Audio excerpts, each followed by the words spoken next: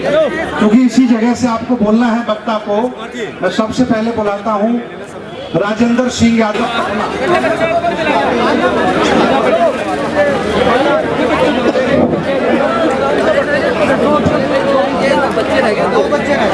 तथागत गौतम बुद्ध महामानव डॉक्टर बाबा साहब भीमराव अम्बेडकर के चरणों में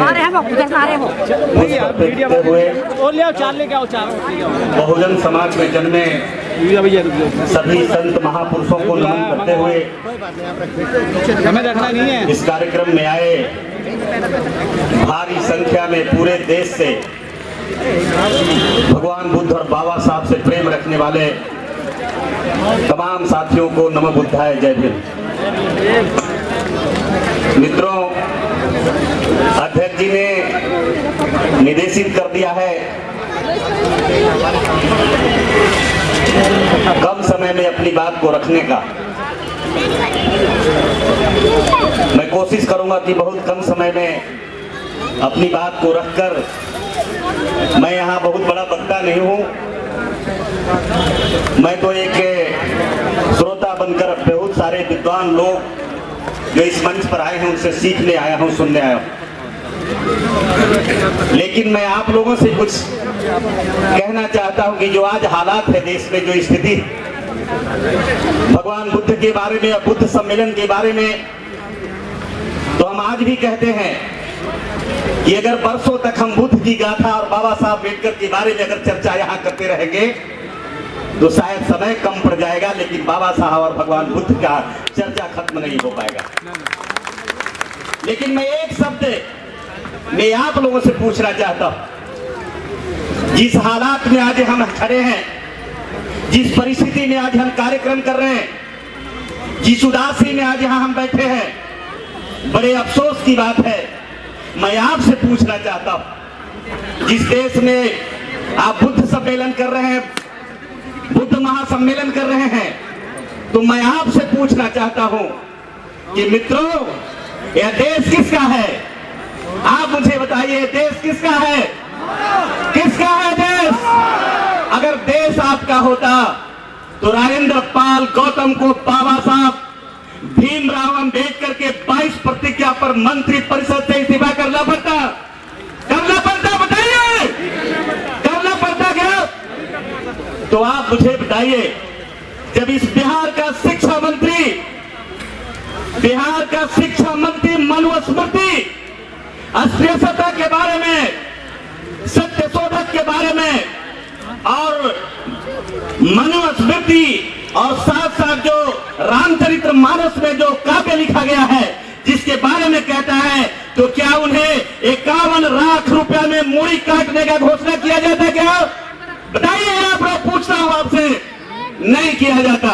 आप मुझे बताइए, जब स्वामी प्रसाद मौर्य उसी रामचरितमानस की एक पंक्ति को सिर्फ जायज ठहराते हैं, दुष्पक्ति को विरोध करते हैं, उन्हें 25 लाख और 51 लाख रुपए का कई मठों से और कई संतों के द्वारा, साधुओं के द्वारा, गुंडों के द्वारा मुड़ी काटने के लिए कहा जाता है। आपसे मैं पूछता हूं, अगर ये मेरा भारत अशोक का भारत होता, बुद्ध का भारत होता, बाबा साहब का भारत होता, तो उसकी हिम्मत नहीं होती कि तलवार से आज मुंडी काटने का हमारा बात करता। बताइए, बात सत्य है कि नहीं है? तो बताइए, आपसे मैं पूछना चाहता हूं, कौन सा भारत रखना चाहते हो आप? क्या तुलसीदास का भारत रखना चाहते हो, राम का भारत रखना चाहते हो, या भारत के संविधान निर्माण करने वाले बाबा साहब अम्बेडकर का भारत रखना चाहते हो? बताओ। अगर बाबा साहब अम्बेडकर का भारत रखना चाहते हो तो आज बताओ, चैलेंज दे दो यहीं से।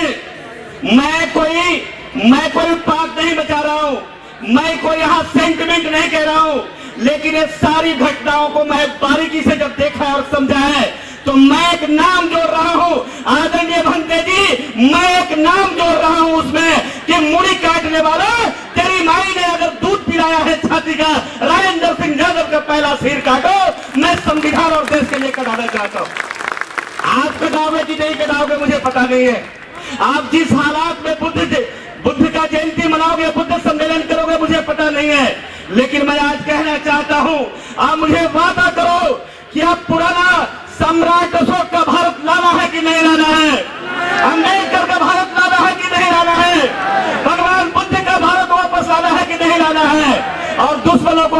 के घर में भेज रहा है कि नहीं भेज रहा है? भेज रहा है, भेज रहा है। बोलिए ऊंची आवाज से, वादा है, वादा है, पक्का। एक गाना सुना था हमने, वादा किया तो निभाना पड़ेगा, वादा किया तो, वादा किया तो ऊंची आवाज में बोल लो तो मैं मानूंगा।